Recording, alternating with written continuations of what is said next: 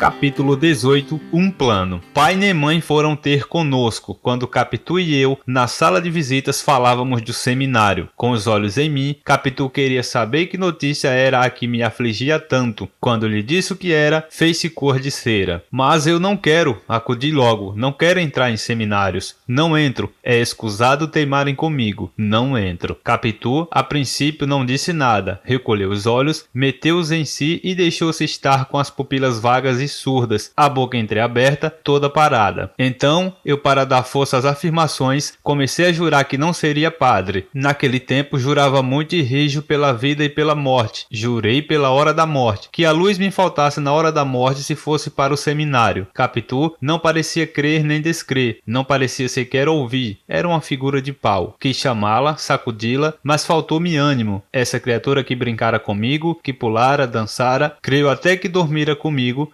deixa-me agora com os braços atados e medrosos. Enfim, tornou a si, mas tinha a cara lívida e rompeu nestas palavras furiosas. Beata, Carola, papamissas. Fiquei aturdido. Capitu gostava tanto de minha mãe e minha mãe dela, que eu não podia entender tamanha explosão. É verdade que também gostava de mim e naturalmente mais ou melhor ou de outra maneira, coisa bastante a explicar o despeito que lhe trazia a ameaça da separação, mas os impropérios, como entender que lhe chamasse nomes tão feios e principalmente para deprimir costumes religiosos. Quem eram os seus? Que ela também ia à missa e 3 ou 4 vezes minha mãe é que a levou, na nossa velha sede. Também lhe dera um rosário, uma cruz de ouro e um livro de horas. Quis defendê-la, mas Capitu não me deixou. Continuou a chamar-lhe Beata e Carola, em voz tão alta que tive medo fosse ouvida dos pais. Nunca a vi tão irritada como então. Parecia disposta a dizer tudo a todos. Cerrava os dentes, abanava a cabeça. Eu, assustado, não sabia que fizesse. Repetia os juramentos, prometia ir naquela mesma noite declarar em casa que por nada neste mundo entraria no seminário. Você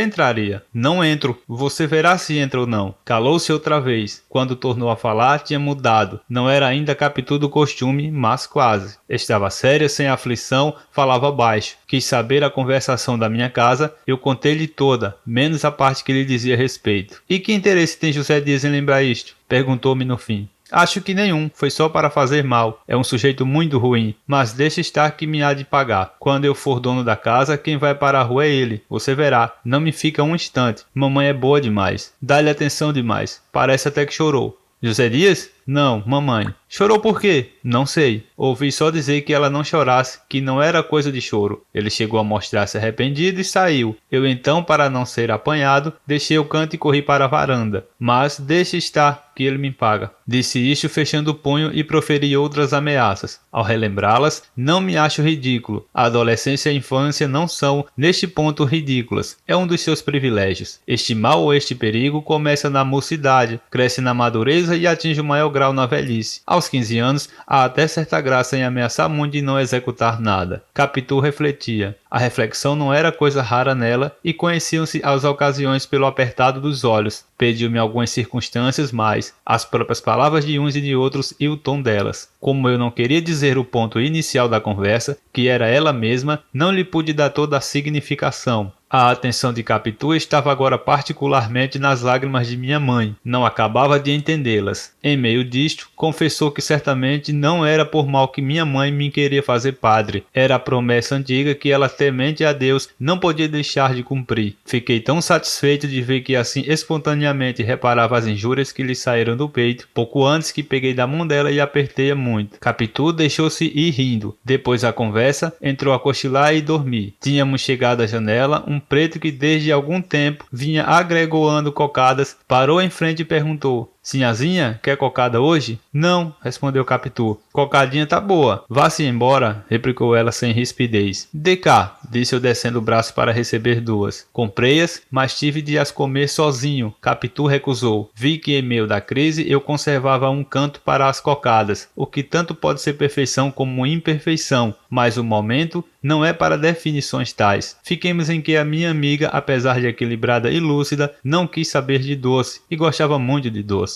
Ao contrário, o pregão que o preto foi cantando, o pregão das velhas tardes, tão sabido do bairro e da nossa infância. Chora, menina, chora, chora porque não tem vintém, a modo que lhe deixara uma impressão aborrecida. Da toada não era, ela a sabia de cor e de longe usava repeti-la nos nossos jogos de puerícia, rindo, saltando, trocando os papéis comigo, ora vendendo, ora comprando um doce ausente. Creio que a letra destinada a picar a vaidade das crianças foi que a enojou agora, porque logo depois me disse: se eu fosse rica, você fugia, metia-se no paquete e ia para a Europa. Dito isto, espreitou-me os olhos, mas creio que eles não lhe disseram nada, ou só agradeceram a boa intenção. Com efeito, o sentimento era tão amigo que eu podia excusar o extraordinário da aventura. Como vês, Capitu, aos 14 anos, tinha já ideias atrevidas, muito menos que outras que lhe vieram depois, mas eram só atrevidas em si. Na prática, faziam-se hábeis, sinuosas, surdas e alcançavam o fim proposto, não de salto, mas aos saltinhos. Não sei se me explico bem. Supõe uma concepção grande executada por meios pequenos, assim para não sair do desejo vago e hipotético de me mandar para a Europa. Capitu, se pudesse cumpri-lo, não me faria embarcar no paquete e fugir. Estenderia uma fila de canoas daqui até lá, por onde eu, parecendo ir à Fortaleza da Laje em ponte movediça, iria realmente até Bordeus, deixando minha mãe na praia à espera. Tal era a afeição particular do caráter da minha amiga, pelo que não admira que, combatendo os meus projetos de resistência franca, fosse antes pelos meios brandos, pela ação do empenho da palavra, da persuasão lenta e diuturna, e examinasse antes as pessoas com quem podíamos contar. Rejeitou o tio Cosme. Era um boa-vida. Se não aprovava a minha ordenação, não era capaz de dar um passo para suspendê-la. Prima Justina era melhor que ele, e melhor que os dois seria o padre Cabral pela autoridade. Mas o padre não havia de trabalhar contra a igreja, só se eu lhe confessasse que não tinha vocação. Posso confessar? Pois sim, mas seria aparecer francamente, e o melhor é outra coisa. José Dias? Que tem José Dias? Pode ser um bom empenho, mas se foi ele mesmo que falou. Não importa, continuou Capitu.